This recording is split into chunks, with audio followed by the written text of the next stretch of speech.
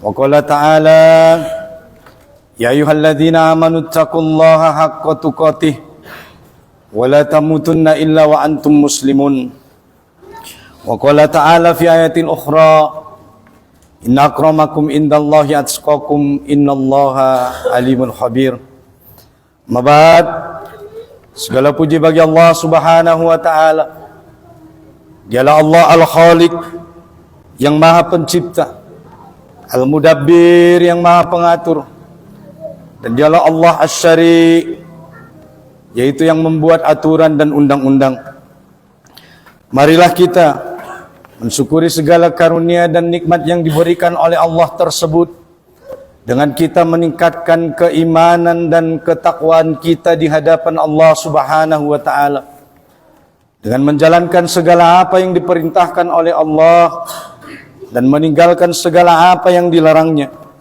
Insya Allah dengan begitu kita akan tergolong sebagai hamba-hamba yang bertakwa, yang insya Allah dengan ketakwaan itu kelak di hari akhirat Allah memasukkan kita ke dalam surganya, surga jannatun tajri min tahtihal anhar, surga yang mengalir di bawahnya sungai-sungai yang kata Allah orang-orang beriman khalidina fiha abada, mereka kekal di dalamnya. Dan insya Allah mudah-mudahan kita semua jamaah Jumat yang hadir ini adalah tergolong sebagai orang-orang yang beruntung kelak di yaumil akhir. Amin ya rabbal alamin.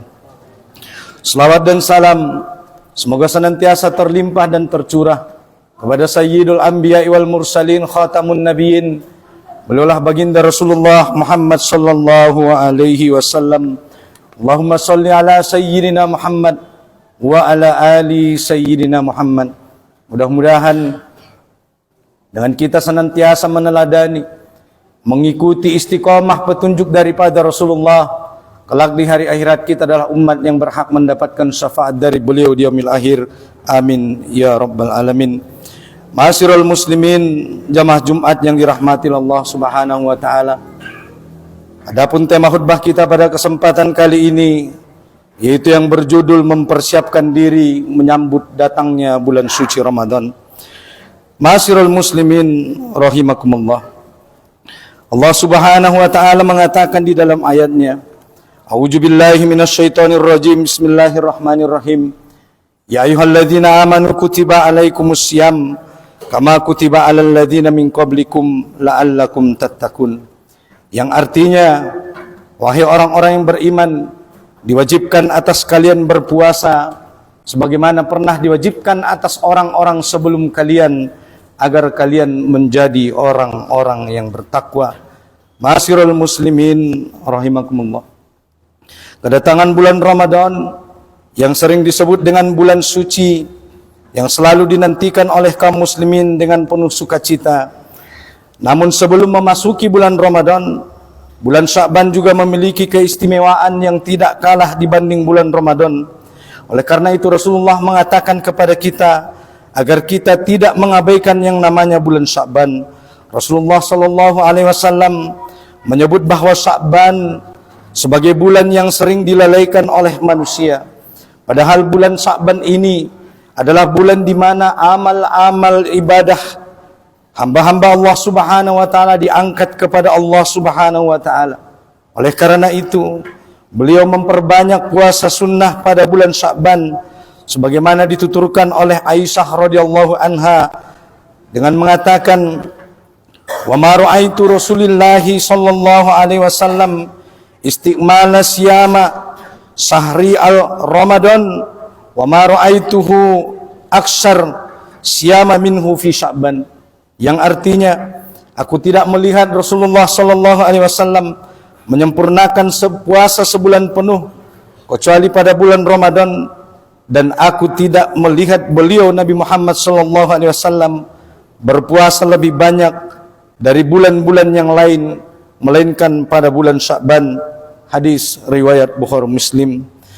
Generasi salafus salih atau generasi yang terdahulu juga telah mencontohkan berbagai amal ibadah yang mereka lakukan di bulan Sya'ban, seperti meningkatkan tilawah membaca Quran, mentadabburi memahami Al-Quran, kemudian bersedekah, serta memperbanyak amal soleh lainnya agar ketika datangnya bulan Ramadan nanti mereka sudah terbiasa dengan ibadah yang lebih sering.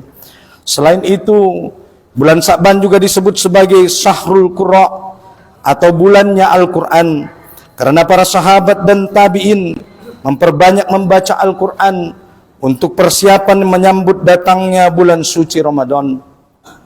Imam Al-Baihaqi di dalam kitabnya Syu'ab Al-Iman dan Ibnu Rajab Al-Hambali menekankan pentingnya meningkatkan interaksi dengan Al-Quran sejak bulan Sya'ban agar saat bulan Ramadan tiba kebiasaan ini semakin optimal. Di bulan ini pula generasi terdahulu banyak mengeluarkan zakat, infak, sedekah agar kaum fakir miskin memiliki bekal yang cukup untuk menjalankan ibadah pada bulan puasa dengan tenang. Oleh karena itu, hendaknya kaum muslim mengisi bulan Sya'ban dengan berbagai amal soleh agar ketika amal-amal itu nantinya diangkat kepada Allah Subhanahu wa taala, kita berada di dalam keadaan terbaik, yaitu dalam keadaan banyak melakukan amal soleh. Hadirin jamaah Jumat rahimakumullah. Oleh karena itu, bulan Ramadan adalah bulan penuh berkah, bulan penuh ampunan dan rahmat dari Allah Subhanahu wa taala. Oleh karena itu kaum muslim dianjurkan mempersiapkan diri sejak awal agar dapat meraih keutamaan daripada bulan Ramadan. Salah satu cara terbaik adalah dengan memanfaatkan bulan Sya'ban ini sebagaimana yang dilakukan oleh generasi-generasi terdahulu. Salah seorang pembesar pada masa itu yang bernama Amr bin Qais rahimahumullah misalnya menuturkan bahwa beliau menutup tokonya di bulan Sya'ban untuk fokus membaca Al-Quran.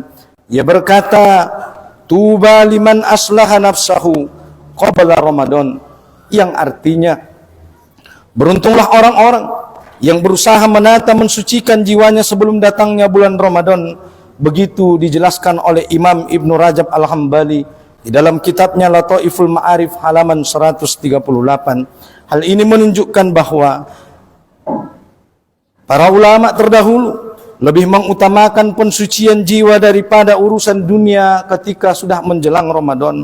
Mensucikan jiwa juga dapat dimulai dengan memperbanyak taubat, beristighfar, agar saat memasuki bulan Ramadan seorang muslim dalam keadaan bersih dari dosa.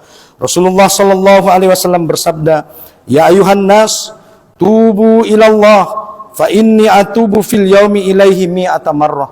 Yang artinya, wahai manusia, bertobatlah kalian kepada Allah Subhanahu wa taala dan mohonlah ampunan kepadanya, karena sesungguhnya aku, kata Rasulullah sallallahu alaihi wasallam, juga terbiasa bertobat memohon ampun kepada Allah dalam sehari sebanyak 100 kali. Hadis riwayat Muslim.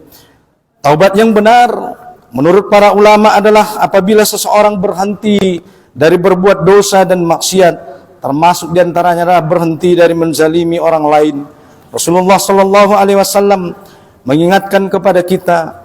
Beliau berkata, "Man zalama minal ardi syai'an tuqahu min sabai ardin," yang artinya siapa saja yang berbuat zalim meski hanya mengambil tanah orang dalam bentuk sejengkal tanah, maka niscaya kelak di hari akhirat Allah akan menimpakan kepadanya 7 lapis bumi.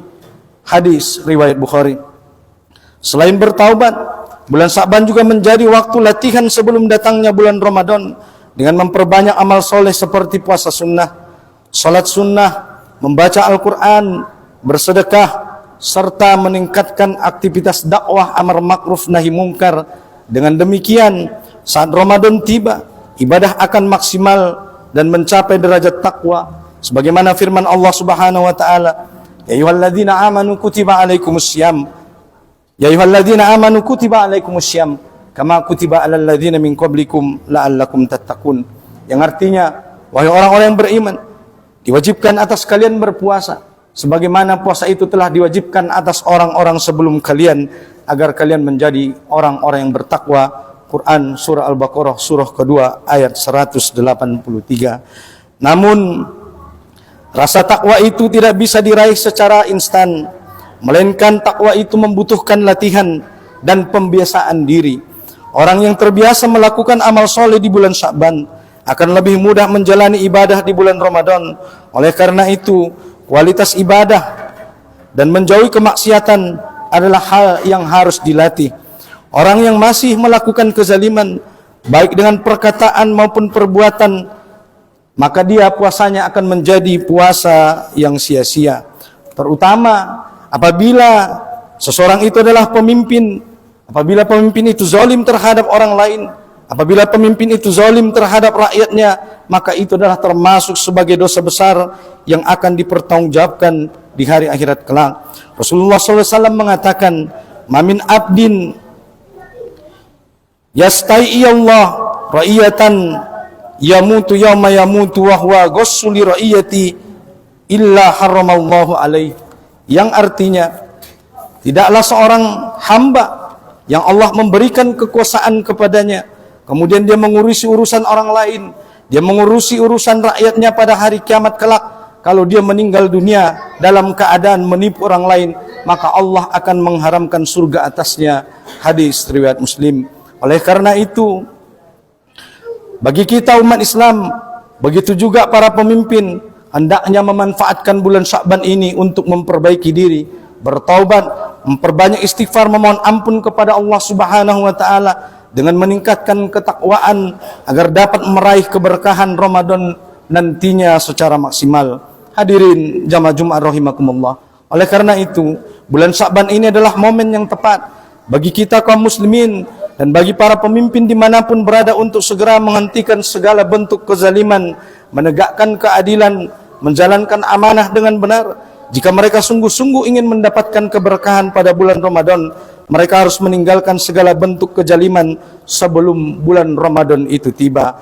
Ala kulli hal, semoga kita semua dapat memanfaatkan bulan Sya'ban ini dengan sebaik-baiknya amal, memperbanyak amal ibadah di hadapan Allah Subhanahu wa taala, karena bulan Sya'ban adalah bulan di mana seluruh amal ibadah manusia diangkat kepada Allah Subhanahu wa taala, agar kita bisa memasuki nantinya bulan Ramadan dalam keadaan suci, bersih dan siap berpuasa demi meraih takwa dengan takwa yang sebenar-benarnya. Wallahu a'lam bishawab. Barakallah li wa lakum fil Qur'anil azim wa nafa'ani wa iyyakum bima fihi minal ayati wa dzikril hakim wa taqabbalallahu minna wa minkum tilawatahu innahu was-samiul alim. Aqulu qouli hadza wa astaghfirullahal azim innahu wal ghafurur rahim.